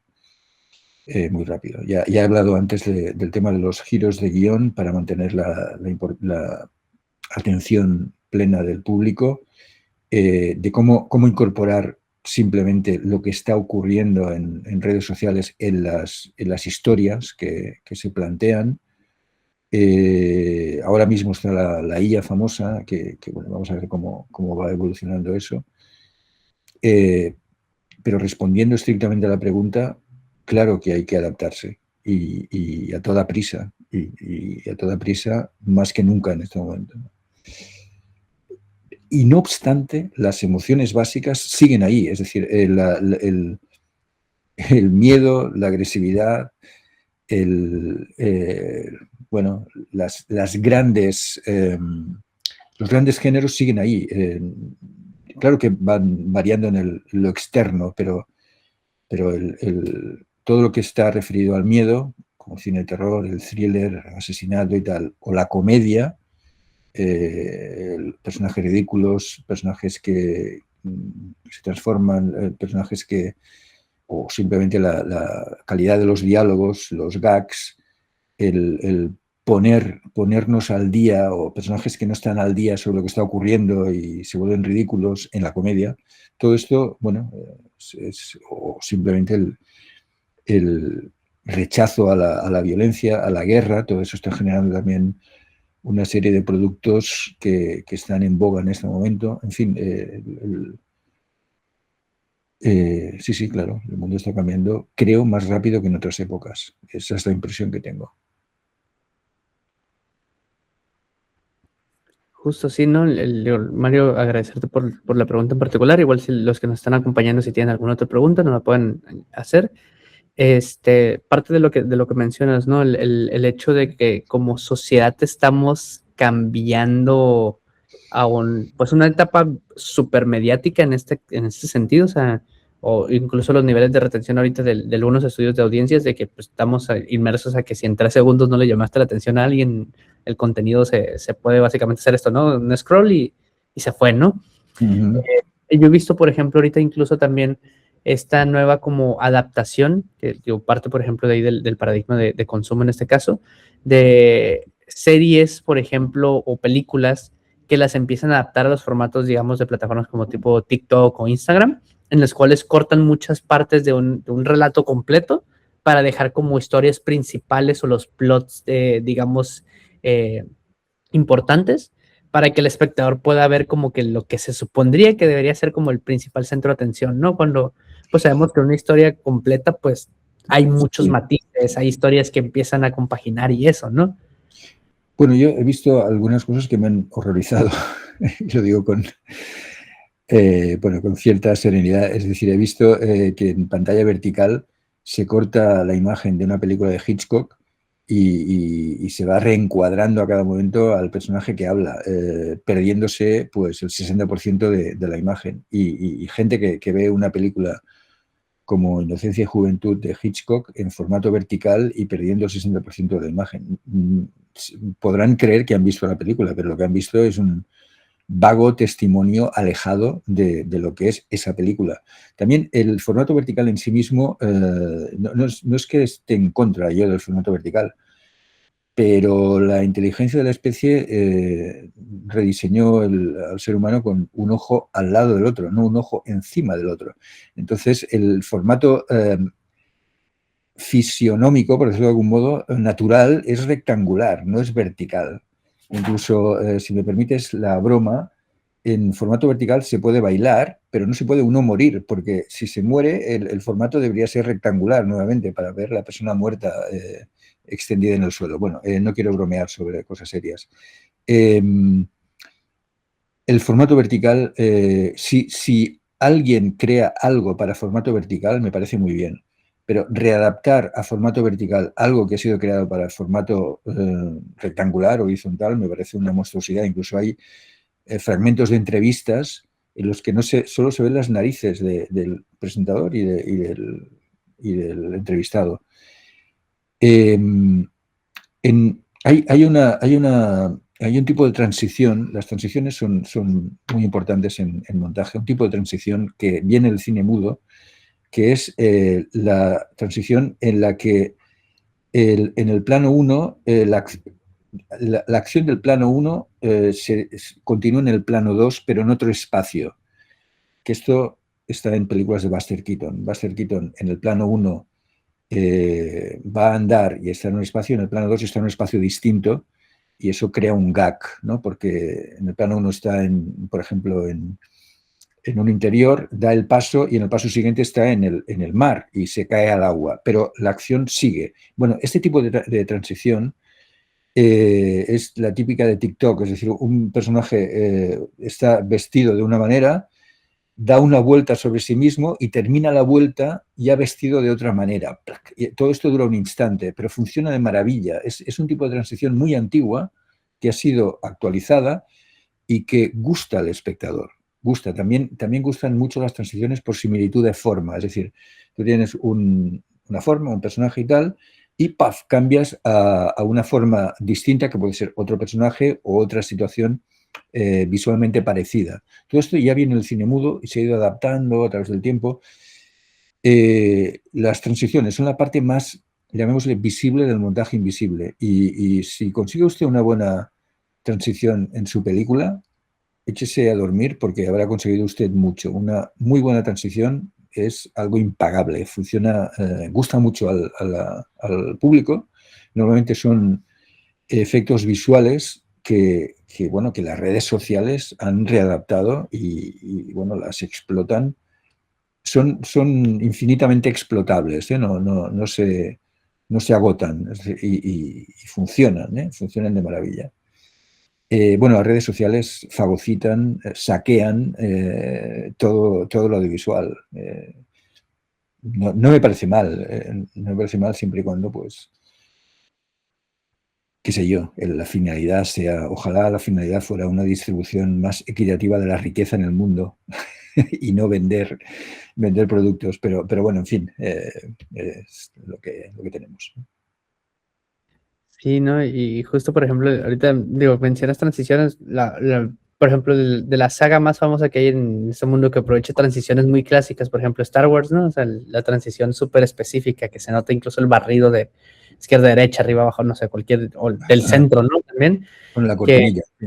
ajá, Bueno, exactamente. se llama cortinilla, no sé si en México se llama igual. Uh-huh. Bueno, nosotros los imaginamos a veces también como transiciones pues, entre escenas, en este caso, ¿no? O sea, va a depender evidentemente de quién le preguntemos en lo específico, pero por ejemplo, a mí me resuena mucho, por ejemplo, que es incluso como una estética ya que hace como que al ciclo de cuando se estrenaron estas películas, ¿no? Hablamos de por ahí del 80s, 90s, incluso en algunas otras sagas, por ejemplo, o en otros tipos de películas, que ya incluso pues te dan como que, es que es el vibe o la estética, como decía, de una película ochentera, noventera, setentera, o como decías tú, ¿no? Incluso del cine mudo, o sea, de cómo se trabajaban en este caso, ¿no?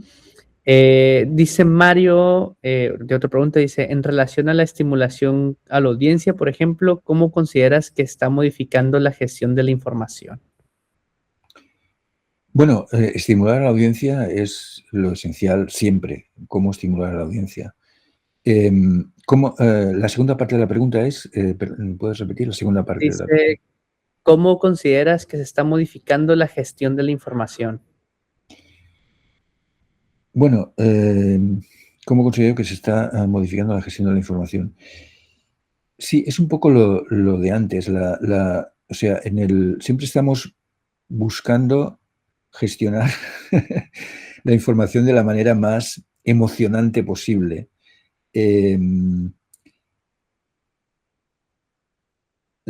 Bueno, hay también cuestiones morales a tener en cuenta. Es decir, en esta época en la que tenemos guerra en distintas partes del mundo, no hay nada más impactante, por desgracia, que las imágenes de la guerra. O sea, una ciudad destruida como la ciudad de Gaza es terrible, pero es atractivo. Me sabe mal expresarme en estos términos, pero es así, ¿no?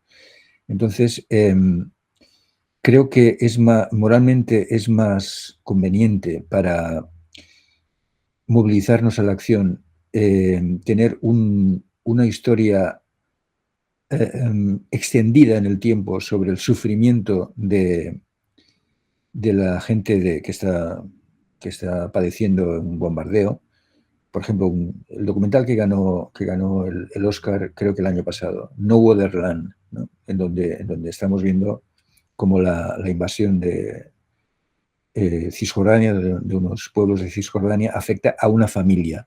Creo que es más emocionante seguir el proceso de identificarnos con los personajes de esa familia, ver cómo la arrogancia de los invasores llega a causar muertos o heridos en esa familia, que no ese impacto momentáneo de una ciudad destruida o de un edificio cayendo, que todo esto es brillantemente espectacular, pero no deja de ser olvidable por la sobresaturación de imágenes que tenemos en este momento. Es decir, hay una sobresaturación en general de imágenes en redes sociales y en los noticiarios y en los telediarios y demás, ¿no? Obviamente con voluntad de captar la atención del espectador, pero no tanto como para movilizarle la acción. Entonces, desde un punto de vista moral, debería ser más conveniente extender. Hablo en el caso de noticias de guerra que son, por desgracia, están muy presentes en este momento. Debería ser preferible olvidarse del impacto mediático de la destrucción que causa la guerra para profundizar en el dolor de las familias desde un punto de vista mucho más extendido en el tiempo, ¿no? Es mi opinión, ¿eh? No digo que tenga que ser así. Opino que desde un punto de vista moral estaría bien que fuera así.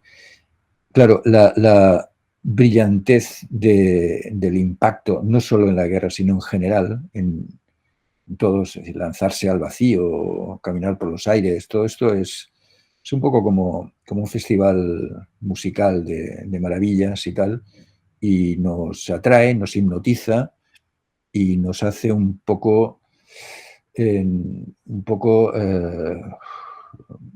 fantasmas inactivos que buscan la hipnosis constante de la belleza visual y de la magia visual a cambio de nada, simplemente de pasar un buen rato visual, ¿no? Bueno, es lo que nos han traído las redes, un gran espectáculo ligeramente vacío porque es olvidable.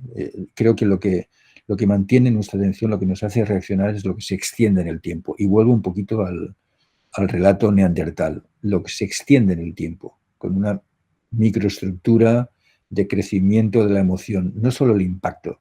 El impacto es como pasar de un momento climático a otro momento climático a otro momento climático. No, necesitamos ir saboreando el proceso hasta llegar a ese momento climático y eso será más memorable que no, la sobresaturación de impactos brillantes muy buenos, pero que se terminan enseguida para dar paso a otro, ¿no?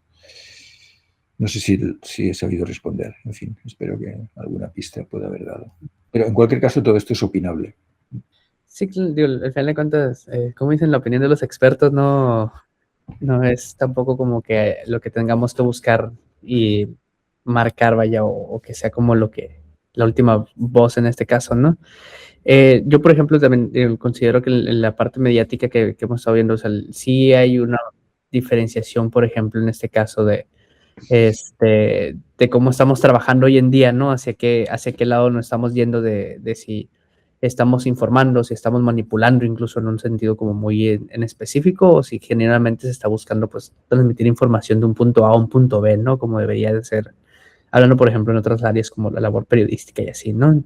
El cine, por ejemplo, también considero yo que es un reflejo de la sociedad, tanto actual como en el caso, por ejemplo, de algunas actividades que ven hacia el pasado o hacia sucesos históricos, por ejemplo, que son representaciones también incluso de qué es lo que nosotros estamos esperando ver de algo que pudiera ya incluso estarse suscitando en algún país, ¿no? Por ejemplo, como lo que dices, por ejemplo, en Gaza, como todo lo que ha pasado, ¿no? En estas últimas guerras modernas, que incluso no le quieren llamar guerras porque técnicamente son como conflictos nada más, ¿no? Pero hay que nombrar las cosas Sí. por su nombre, ¿no?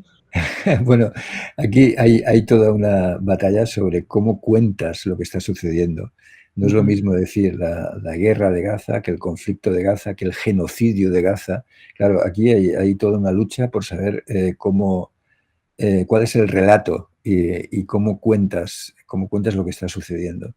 Y las palabras no son inofensivas, es decir, el texto no es inofensivo. Hay toda una lucha ahí por saber cómo definir exactamente lo que está sucediendo y al fin y al cabo depende de quién lo cuenta, ¿no? De quién lo cuenta. Sí, claro, Bueno, la voz de los que empiezan a escribir la historia, ¿no? En este caso, o sea, los justo. que la escriben en este momento, que serán reescritos en el futuro y de nuevo reescritos en otro futuro, ¿no? Es muy difícil verdaderamente ser justo, llegar a la verdad y a la justicia, ¿no?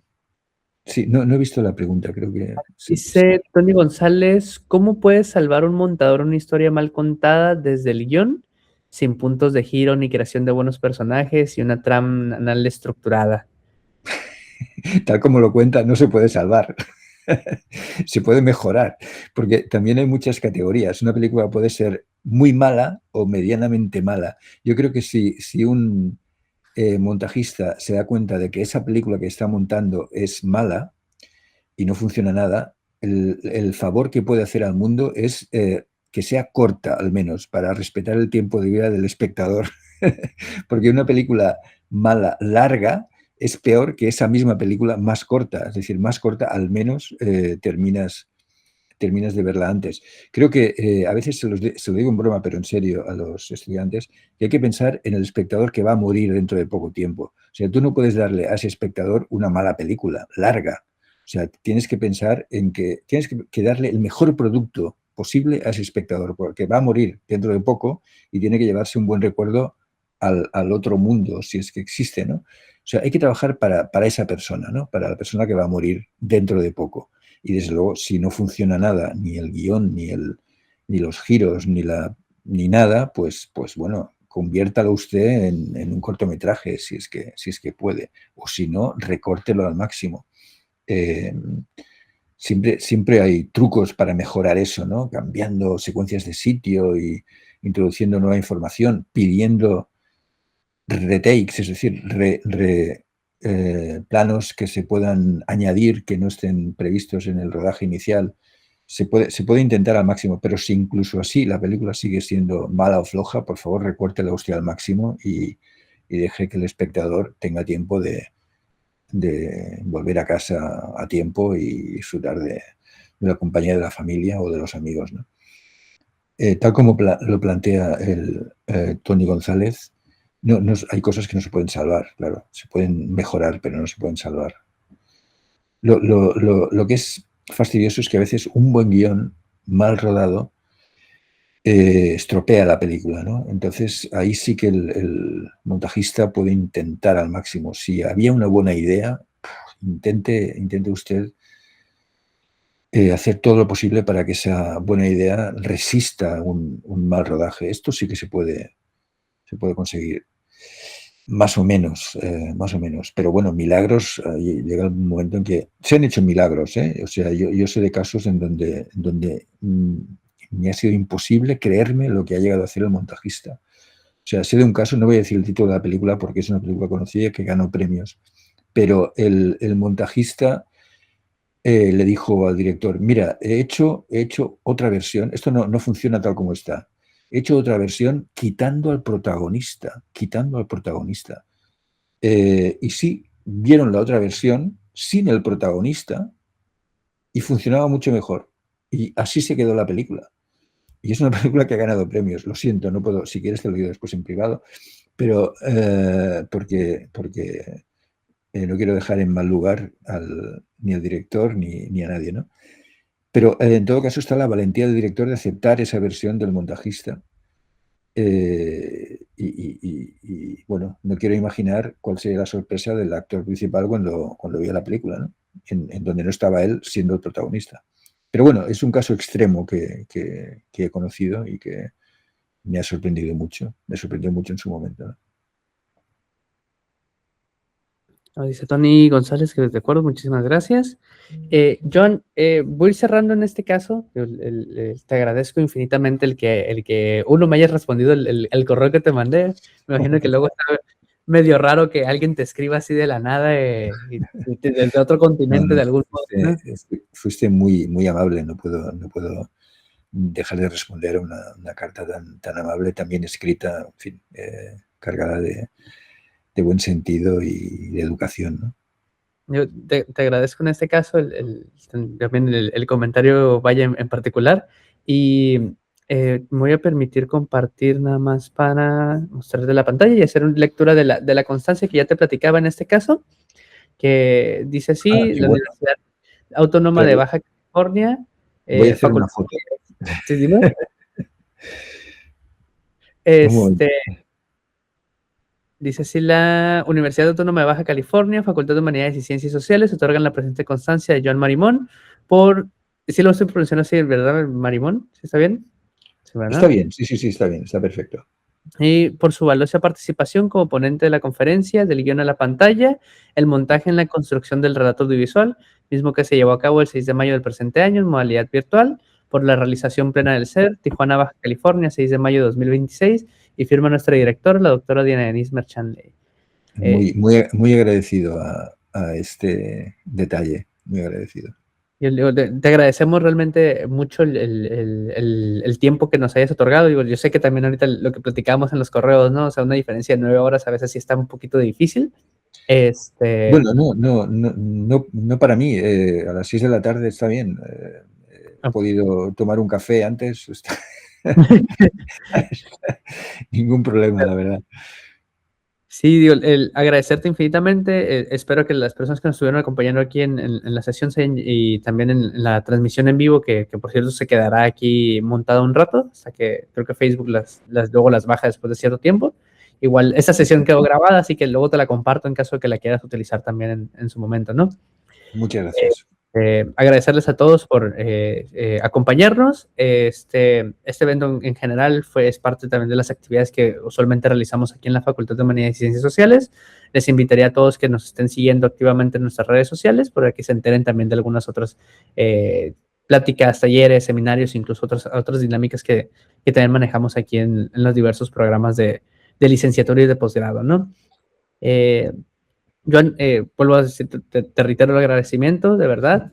Es, Bueno, el agradecido soy yo y te lo agradezco a ti y ojalá, repito, haya sido útil para alguien, no, para creo ti, que sí, para todos los que nos hayan oído, escuchado.